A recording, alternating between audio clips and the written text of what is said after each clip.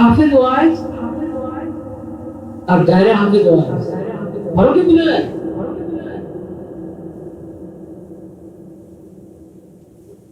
এই যেরকম কোরআনের আয়াত তেলাওয়াত করছে না ওয়াজের মধ্যে, আরেকজন তেলাওয়াত করছে না, আয়াতের উদ্ধৃতি দিবে, হাদিসের উদ্ধৃতি দিবে, সালাফের আকওয়ালের উদ্ধৃতি দিবে। তো দিতে হলে উদ্ধৃতি তো পড়তে হবে। কিছু আয়াত হেফজ থাকা, কিছু হাদিস হেফজ থাকা, সিরাতের ওয়াকিয়াত হেফজ থাকা, মুস্তানাদ কিতাব থেকে, মুস্তানাদ কিতাব থেকে। এই না যে আমি 1 ঘন্টার বয়ান করলাম, বয়ানে 5টা কিতাব বললাম, 3টা জাল, কয়েকটা হাদিস বললাম, অর্ধেক জাল, অর্ধেক বেহাওয়ালা, বেআসার কিসসা বললাম, মুনকার।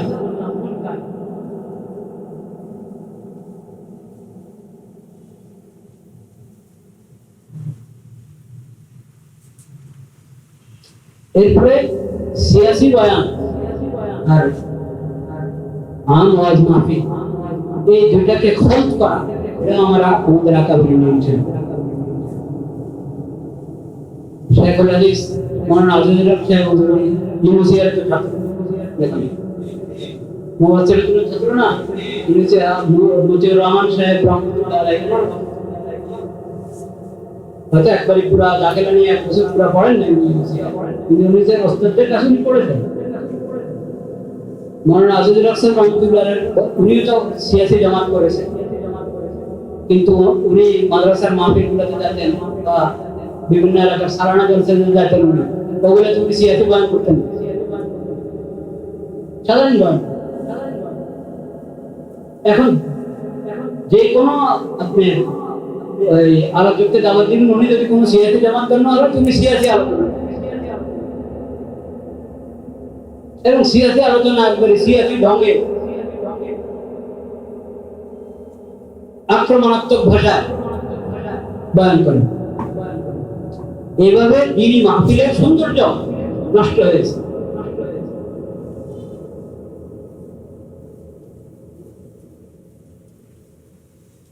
প্রথম কথা যেটা আমি এসে শুনেছি, হুজুর বলছিলেন দাওয়াতের জন্য ইলম, দাওয়াতের জন্য ইলম, এই কথাটা মুজমালান তো আমরা শুনে থাকি, মুরব্বীরা বলেন, আমরা শুনি, কিন্তু কথাটা তাফসীর বোঝা যায় কি ওনারা বোঝাতে চান। আগে এলেন, এলেন আমাদেরও আগে, এলেন দাওয়াতেরও আগে।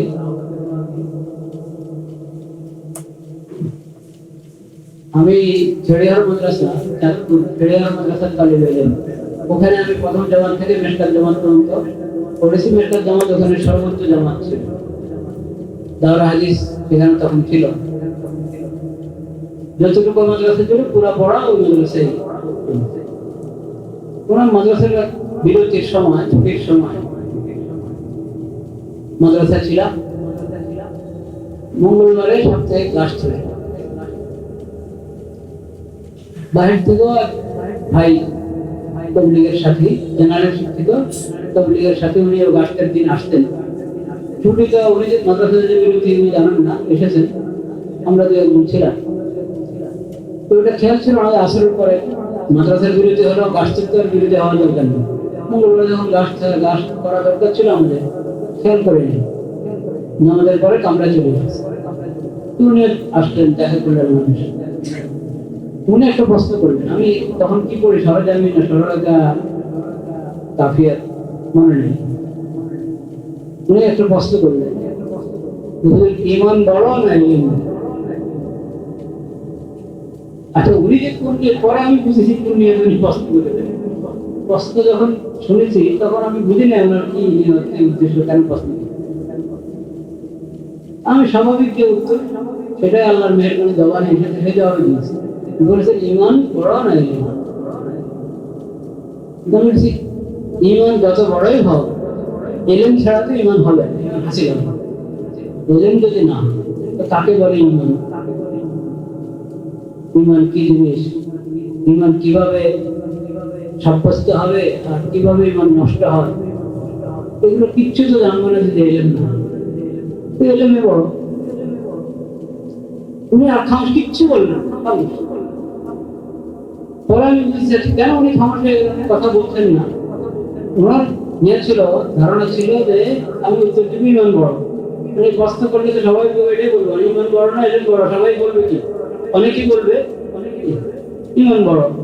উনি ভেবেছেন আমি এটাই বলবো যে ইমান বড়। তাহলে এরপর উনি হয়তো ওয়াজ করবেন, আমাদেরকে তাবলীগের গুরুত্ব বলবেন। কারণ ওর কিছু ভাই মনে করে যে ইমান আর তাবলীগ দুটোটা এক কথা, উনি তাবলীগ হলে ইমান, ইমান হলে তাবলীগ। তাবলীগ মানে প্রচলিত তাবলীগ। অনেক ভাই প্রচলিত তাবলীগটা মনে করেন যে প্রচলিত তাবলীগের সূত্রেই ইমান হাসিল হয়, নতুবা ইমান হাসিল হয়।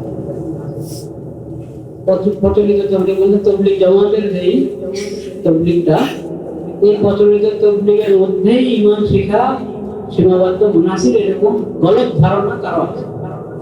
তো উনি হয়তো আমাদেরকে ওয়াজ করতেন, গাছের কথা, তাবলীগের কথা বয়ান করতেন, কিন্তু আর কিছু বলতেন না। ইমান এবং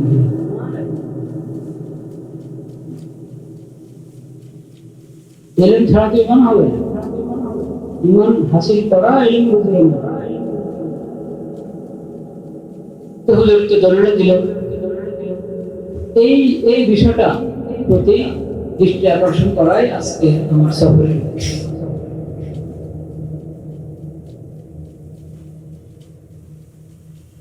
আমি যে বিষয়ের দাওয়াত দিতে চাই ওই বিষয়ের পূর্ণ এলেম, বাস্তবতার আলোকে পূর্ণ এলেম এবং এলেম মোতাবেক বয়ান, এলেম মোতাবেক দাওয়াত। ওলা তাকুল মা লাইসা বিলা ইলম, কিচ্ছু বলবে না। এলেম ছাড়া কিচ্ছু বলবে না। আল্লাহ তাআলা খামোশ থাকা ইখতিয়ার রেখেছেন। খামোশ থাকার, চুপ থাকার অপশন আছে না? নেই? আছে। আমার উপরে তো বড় ফরজ করেন না, ফরজ করেছেন কি?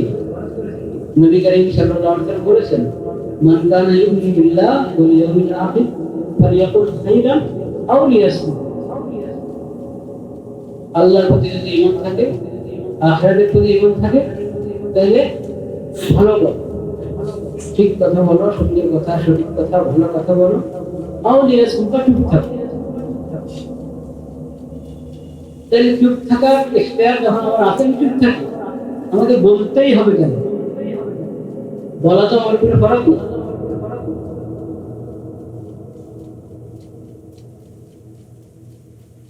এই জন্য বলার আগে জানতে হবে, শিখতে হবে। যেমন আমি কোন একটা আকীদা সম্পর্কে বললাম, বা আমি কোন ফিতনা সম্পর্কে বললাম, সমাজে কোন ফিতনা দেখা দিয়েছে, এই ফিতনা সম্পর্কে আমি আলোচনা করি। নতুন সমস্যা দেখা দিয়েছে, এই সমস্যা এবং তার সমাধান নিয়ে কথা বলতে। দিনের কোন একটা বিষয় মানুষ বুঝে দিতে বলতে চায়, সর্ব অবস্থায় যে বিষয় বলতে চায় সেই বিষয়ে আমার যথাযথ ইলম থাকে, যথাযথ ইলম থাকে।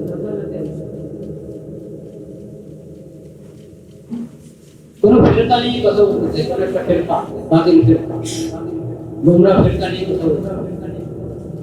ফেরকা সম্পর্কে বলতে হলে ওই ফেরকার বিষয়ে আমার জানা থাকতে হবে। ওই ফেরকা সম্পর্কে জানবে এক কথা, বয়ান করলাম 10 কথা, কিয়াস করি, ধারণা করি, আন্দাজ করি, জায়েজ হবে।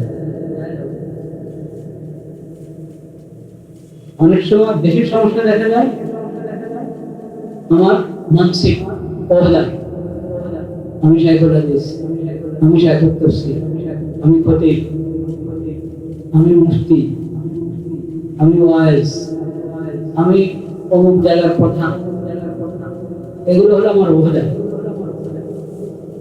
কিন্তু ওহদার মোতাবেক এলেম আমি হাসিল করিনি। ওহদা মোতাবেক হাসিল করে নাই, কিন্তু কথা ওহদা মোতাবেকই বলছে। এটা অনেক বড় ব্যাপার।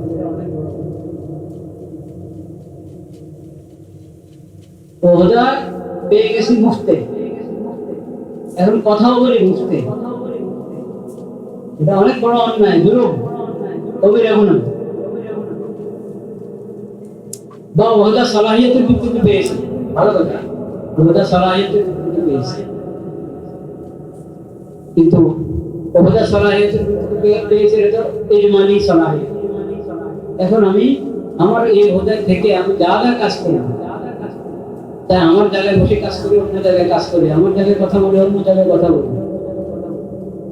ওহদার যে পরিমাণ ওজন, কথারও মানুষ এর চেয়ে আরো বেশি ওজন হিসাবে ধরে নেয়।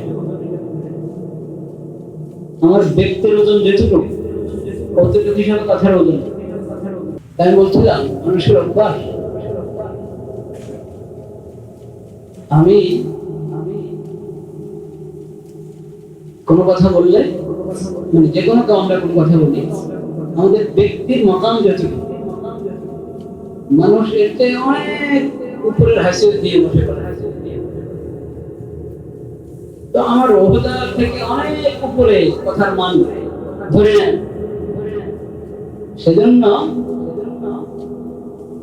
আমি যদি তাওয়াজু করে মনে করি আমি আর কি, আমার কথাটা কি, আচ্ছা বলি, বললাম, এটা ভাবলে হবে না। এক তো আপনি আলেম, এরপর আপনার ক্ষতি, আপনি ওয়াইল, আবার আপনার নামের আগে পরে এক দুই লাইন আধা লাইন থাকে, আপনি এটা এটা লাগালে আপনি খুশি হন না নারাজ হন সেটা আপনার বিষয়, কিন্তু মানুষ লাগায়। যদিও এগুলো আমরা বিলকুল পছন্দ করি, বিলকুল পছন্দ করি।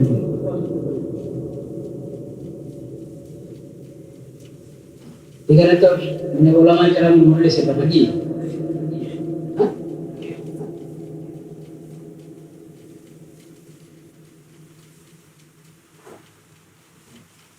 লা ইলাহা ইল্লাল্লাহ।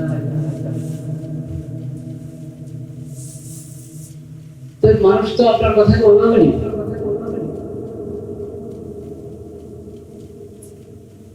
আমি যখন তরজমা, একজন মুসলিম হিসাবে ইসলামের তরজমান, আলেম হিসাবে ওলামায়ে কেরামের তরজমান, খতিব হিসাবে খুতাবায়ে কেরামের তরজমান, মিম্বর মেহরাবের তরজমান,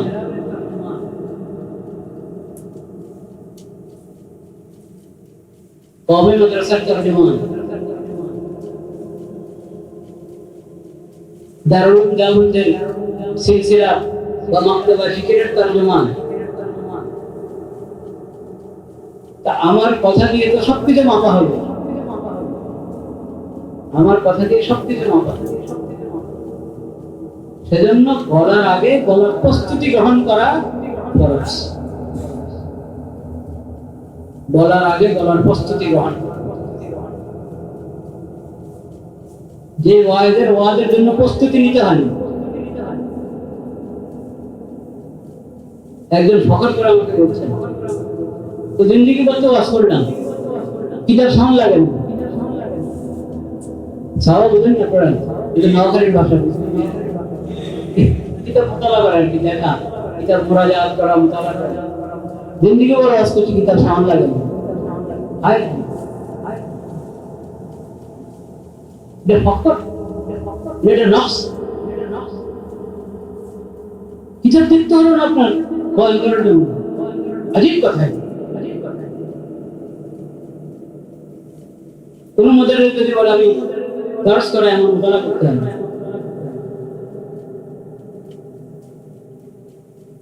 আমাদের মুরব্বীরা ছিলেন 1 বছর এক কিতাব 10 বছর পড়াচ্ছেন, 20 বছর পড়াচ্ছেন, প্রতিদিন মুতালা করে যাচ্ছেন, সবকে যাওয়ার আগে প্রতিদিন মুতালা করছেন। বেলা তাদরিস, তাদরিস করি বেলা মুতালা, ওয়াজ করি বেলা মুতালা, এটা ফখরের বিষয় না, এটা নকশের বিষয়। এটা অনেক বড় কমি, অনেক বড় কোতাহি, অনেক বড় তাসাহুল। এবং এটা জুলুম।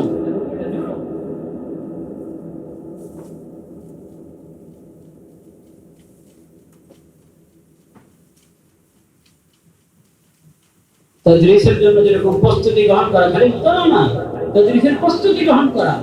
মুতালা তো একটা প্রস্তুতি, মুতালা করা পুরো আগে থেকে মুতালা করে নেওয়া এটার প্রস্তুতির একটা অংশ। আমি উপস্থাপন কিভাবে করব, তাফহিম কিভাবে হবে, মেসাজ কি দিব, এজরা কিভাবে হবে, যাবতীয় প্রস্তুতি। আমাদের রামচন্দ্র কিভাবে মোতালা করতে, যারা সবক পড়াবো না আগামীকাল, তো মাঠে একটা গরু ছিল, একটা গরু পালতে কাউ গরুর কান ধরে ধরে পুরো সবক চলে বুঝে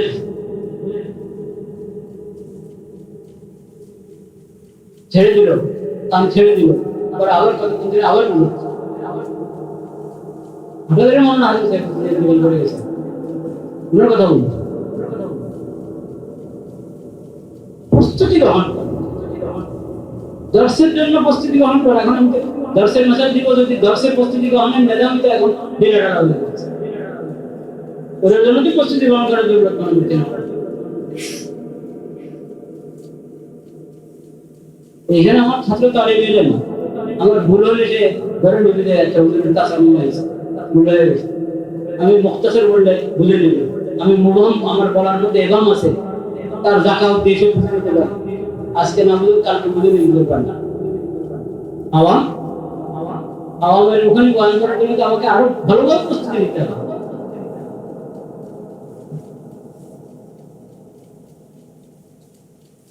এটা তো বললাম আম ওয়াজ, সমাবেশের বয়ান। এখন তো বয়ান কমে গেছে, এখন বয়ান কমে গেছে, এখন হলো আপনার জবান থেকে কথা বলে বেশি, হাত পুরো শরীর কথা বলে, দুনো হাত কথা বলে।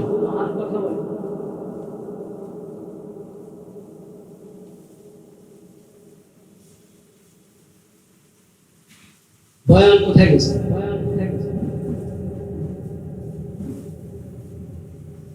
এখানে কোনো ঘড়ি নেই,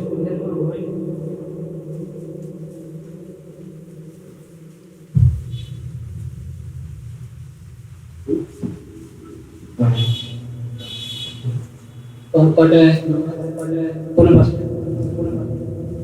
4:30, ঠিক আছে।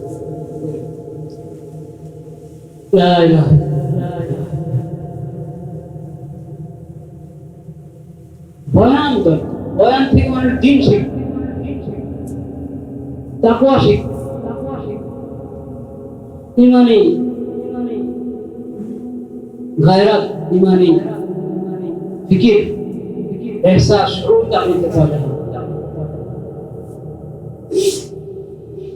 শুধু নাচানাচি চিল্লাচিল্লি, এটা আমাদের সালাফের বয়ান ছিল, আমাদের আকাবের বয়ান ছিল। এখন যারা গুরুজনরা আছেন, আপনারা বলেন, আপনারা যে মুরব্বিদেরকে দেখেছেন, এই নাচানাচি আর চিল্লাচিল্লি বয়ান ছিল না। এটাই কেন এখন সমাবেশ, আমাদের মাদ্রাসার কোনো সমাবেশ হলে এই সমাবেশের মধ্যে মূল আকর্ষণ কেন নাচানাচি আর চিল্লাচিল্লি, এটা রানা ছুটতে হবে।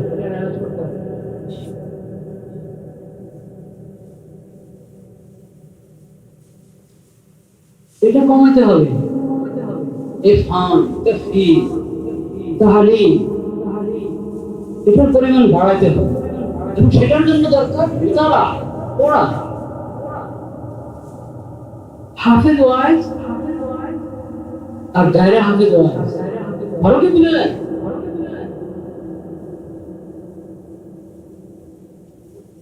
এও যেরকম কোরআনের আয়াত তেলাওয়াত করছে না ওয়াজের মধ্যে, আরেকজন তেলাওয়াত করছে না, আয়াতের উদ্ধৃতি দিবে, হাদিসের উদ্ধৃতি দিবে, সালাফের আকওয়ালের উদ্ধৃতি দিবে, তো দিতে হলে উদ্ধৃতি দিতে পড়তে হবে। কিছু আয়াত হেফজ থাকা, কিছু হাদিস হেফজ থাকা, সিরাতের ওয়াকিয়াত বেশ থাকে মুস্তানাদ কিতাব থেকে, মুস্তানাদ কিতাব থেকে। এই না যে আমি 1 ঘন্টার বয়ান করলাম, বয়ানে 5টা টিতে বললাম, 3টা জাল, কয়েকটা হাদিস বললাম, অর্ধেক জাল, অর্ধেক বেহাওয়ালা বেআসার কিসসা বললাম, মুনকার।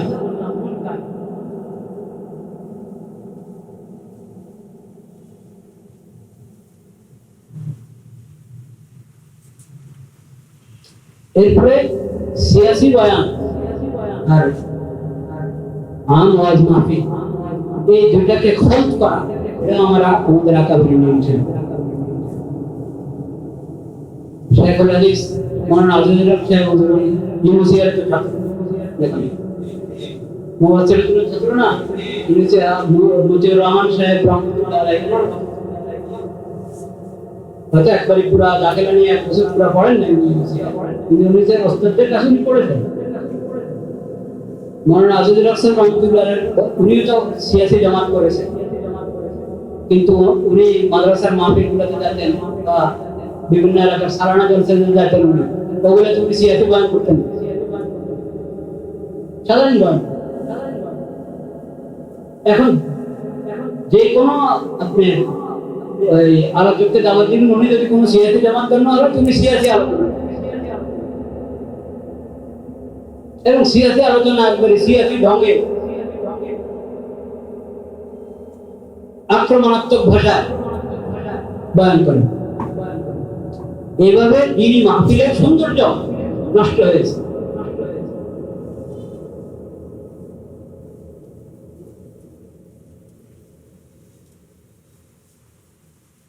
এগুলো থেকে আমাদেরকে বেঁচে যেতে হবে। যাই হোক, আমি মূলত যে কথা বলতে এসেছি সেটা হলো আকীদায়ে তাহাফফুযে আকীদায়ে খাতুন। এটা বহুত বড় ইমানি কাজ, বহুত বড় ইমানি কাজ। কারণ আকীদায়ে খাতুনের বড় ছিল অনেক দিক থেকে আকীদায়ে খাতুনের বড় উম্মুল আকায়েদুল ইসলামুল আকায়েদ। তাহলে এই আকীদার তাহাফফুজের যে কাজের জন্য ইউনিভার্সিটি আমাদের রাখা হয়েছে, ঠিক কিনা? এবং পুরা এই শহীদ পাড়িয়ার মধ্যে মাশাআল্লাহ একটা ফকির আছে, কিন্তু আমরা চাই এই ফকিরটা এলেম মুখে এবং দাওয়াত মুখে, এটা আমরা চাই। এলেম মুখী এবং দাওয়াত মুখী। যদি এই মেহনতকে, যেটা আমাদের মুরব্বীদের থেকে মিরাজ পেয়েছি, এটাকে যদি আমরা এলেম মুখী এবং দাওয়াত মুখী করতে পারি, তাহলে ইনশাআল্লাহ এটা অনেক সুফল আমরা দেখতে পাবো ইনশাআল্লাহ।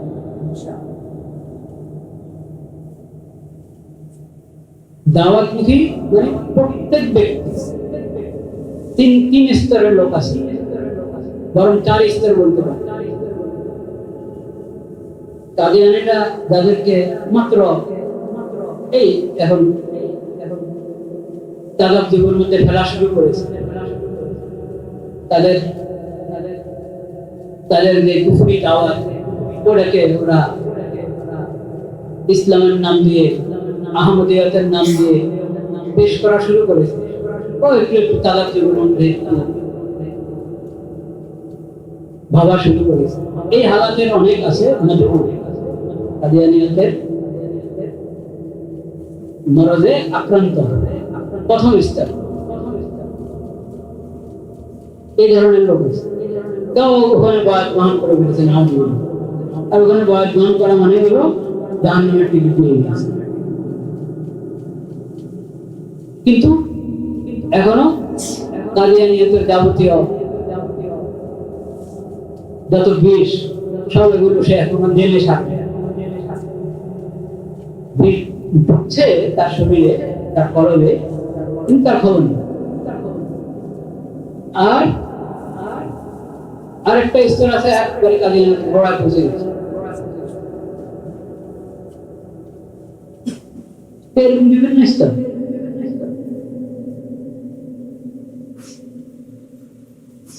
তো কাদিয়ানি মুআল্লিম মুবাল্লিগ মুরব্বি যত স্তর আছে তারা, আর সাধারণ কাদিয়ানিরা, আর আপনার এই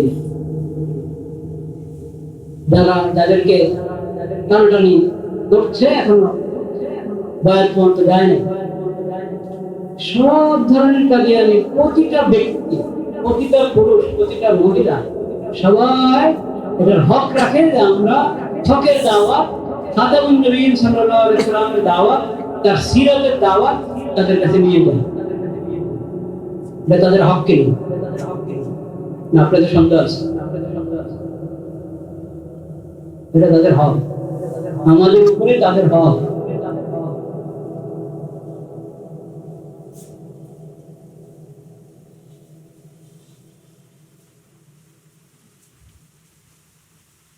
لا شك أن من دخل في القاديانية هو مرتد،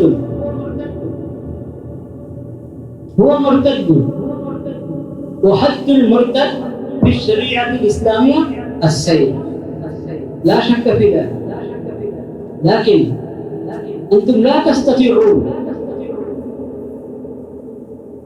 أن تنفذوا هذا الحد، فإن إقامة الحد إلى السلطان، لا إلى العوام ولا إلى العلماء ولا إلى الدعاة، إنما هو إلى السلطان، والسلطان لا هم له في ذلك.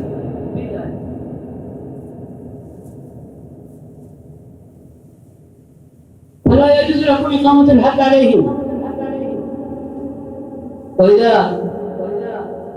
وإذا لم يقم الحد عليهم وهم آمنون لم تفكروا في دعوتهم،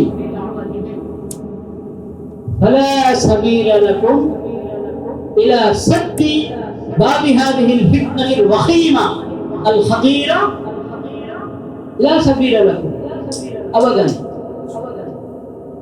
السبيل الذي تختارونه من الحشد السياسي بطريقتكم المعروفة هذا لا يضر كيدهم، هذا لا يضر كيدهم، وإنما يضر أعمالهم. فهمتم أم لم تفهموا؟ هذا لا يضرهم، إنما يفيدهم ويقضيهم. فعليكم من حيث إنه وإن النقطة الأصلية في المرتد الدعوة، أما إقامة الحد عليه هذا عمل ثاني. العمل الأول دعوة المرتد إلى الإسلام، هذا العمل الأول، وإقامة الحد عليه هذا العمل الثاني. وإذا لم يمكن إقامة العمل الثاني فالعمل الأول هو الحل.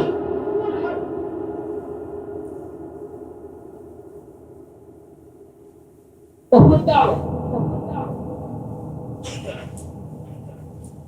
ولا بد من الدعوة عليه. এই বিষয়ে দাওয়াতের দিকে মুতাওয়াজ্জহ হওয়া আমাদের খুব জরুরি, খুব জরুরি। আর এই দাওয়াতের জন্য ইলম চাই। ইলম কি? একটা আকীদায়ে খতমে নবুওয়াত, এবং আকীদায়ে খতমে নবুওয়াতের সকল লাওয়াজিম, এটাকে দলিল আদিল্লাহর আলোকে বুঝা, সকল লাওয়াজিমকে দলিল আদিল্লাহর আলোকে বুঝা। এক। দ্বিতীয় নম্বর কাজ, তারা কেন অমুসলিম, কেন কাফের? ওরা তো মুসলমান দাবি করে, সব দিনবিকার মনেদের এটাই তরিকা, অমুসলিম হওয়া সত্ত্বেও এবং যাবতীয় কুফরি আকীদাকে ইসলামের নাম দেওয়ার পরও ওরা মুসলিম হওয়ার কি করে দাবি করে। এরা তো মনে যাবতীয়, এরা সবার তাদের অভ্যাস। তো কেন ওরা মুলহিদ, কেন জিন্দি, কেন অমুসলিম, কেন কাফের? এটা বাদের কিছু নমুনা আপনারা পেয়েছেন, কিছু নমুনা পেয়েছেন, বেশি পান নাই। কারণ বেশি পান নাই, মজলিস শুরু হওয়ার কথা 10টায়, শুরু করেছেন 11:30।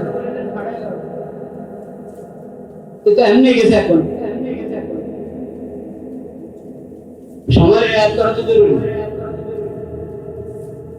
এখন আমি খালি বললাম হারিকুহুম ওয়া হারিকু বিলাদহুম ওয়া বিয়ুতাহুম, হ্যাঁ, ওয়া ইন্নাহুম কুফার ওয়া ইন্না রাইসাহুম মাতা গরিকান ফিল হাম্মাম, হ্যাঁ, বাস তাকরির দিলাম, গরম করে দিলাম, নারা লাগাই দিলাম। আন্দাজি বললাম, বেলা তাহকিক করলাম। বেলা তাহকিক একটা কথা বলবেন, আপনি আপনার মেম্বার থেকে অবশ্যই বয়ান করবেন, কিন্তু বয়ান করার আগে 1 বছর প্রস্তুতি নেবেন। আপনি এই বিষয়ে একজনকে দাওয়াত দিতে যাবেন, এই দাওয়াত দেওয়ার আগে 1 বছর প্রস্তুতি নেবেন। আপনারা যদি বলেন আমরা এখানে এই শহীদ বাড়িয়ার মুরব্বী হুজুরদের পরামর্শে এবং ওনাদের অনুমতি নিয়ে আমরা 5-6 দিন বা 1 সপ্তাহের জন্য আপনার এই খোতাবায়ে কেরাম, ওয়াইজুনে কেরাম, দাইয়ানে কেরাম এবং এই বিষয় নিয়ে যারা মুস্তাকিল কাজ করতে চান তাদের দাওরায়ে তাকরিবিয়া আমরা কায়েম করতে পারি। যদি ঢাকা যেতে করে কষ্ট মনে করেন, এখানেই কায়েম করা যাবে। একদিন না, এটা 4-5 দিন, 1 সপ্তাহ দরকার। যদি চান ওটার ইন্তজাম আমরা করতে পারি ইনশাআল্লাহ। আর এখন কে কে কিতাব সংগ্রহ করেছেন এই বিষয়ে আমি বলেছি, একটা এখানে আছে জুমার বয়ান, একটা জুমার বয়ানে আকীদা খতম। এটা আমি বলেছি এই কিতাবটা। এটা মনে করেন আপনি যদি জুমার বয়ানে আলোচনা করতে চান এই বিষয়, আপনি কমপক্ষে 10 বার পড়েন, 10 বার পড়ে এটাকে অনুধাবন করবেন, আরেকজনের সাথে মুযাকারা করবেন, আরো 2-1 জনের সাথে মুযাকারা, আপনার পাশাপাশি 2-3 মধ্যে করবেন। আপনারা জনজনে 10 বার পড়েন, একবার পড়েই 2 জন আলোচনা করবেন, আরেক সময় 2 জন আলোচনা, এরপরে আলোচনা করবেন এই বইটার সামনে। এরপরে বইতে যে সমস্ত রেফারেন্স দিয়েছে এগুলো আপনি সরাসরি নিয়ে গিয়ে দেখেন বইগুলো কোথায় আছে।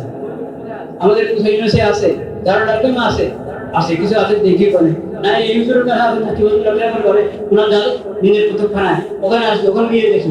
নাই মাদ্রাসায় ঘটনা বলছে কুতুবখানা কিছু দেখলে ওখানে দেখি, নাই তো ঢাকা তো নেই, ঢাকা মনে হচ্ছে আমার ছেলের ওখানে যান, ওখানে আপনি পাবেন। ওগুলো সব নিজে মিলে দেখেন, ফটোকে দেখে আসেন যে হ্যাঁ কোনো অমুকারী এগুলো লেগেছে, মির্জা বশির আহমদ এগুলো লেগেছে। ওইভাবে বসিরতের সাথে আমরা কথা বলার চেষ্টা করি। কথা বলার আগে প্রয়োজনে কথা বলবো 1 ঘন্টা, প্রস্তুতি নিব 1 মাস, 2 মাস, 3 মাস। এটার জন্য প্রস্তুত আছে কিনা ইনশাআল্লাহ। এটা আরো কিতাব দেখেন, ইসলাম ও কাদিয়ানি দুটি আলাদা ধর্ম, আলাদা ধর্ম। ইসলামের সাথে কাদিয়ানি একাত্র হইতেই পারে না। কাদিয়ানি মতবাদ ইসলাম নয়। কেন? তারা কাফের। কাদিয়ানি মতবাদ একটি তথ্যচিত্র, এটা তো অনেক চমৎকার, এটা একবারে সব ভিতরে দিয়ে দিয়েছে। কাদিয়ানিদের বইপত্রের একবারে ছবি, বহু ছবি উঠাই দিয়েছে এখানে। এটা আপনার কাছে থাকলে, এটা যদি আপনি বছরখানিক করতে থাকেন তাহলে এই বিষয়ে ইনশাআল্লাহ বসিরত হাসিল হবে ইনশাআল্লাহ। বছর থেকে পড়ার সাথে মুযাকারা দুটি করে নেয়। তো আখির দাওয়ানা দোয়া হবে ভাই, দোয়া হবে, মেহেরবানি করে সবাই দোয়াতে শরীক হয়ে যান। আলহামদুলিল্লাহ, আসিরা ফাউন্ডেশন ব্রাহ্মণবাড়িয়া কর্তৃক আয়োজিত আজকের এই তাহাফুজ নবুওয়াত তাদরিবুল উলামা কনফারেন্স হযরতের দোয়ার মাধ্যমে সমাপ্ত হবে ইনশাআল্লাহ।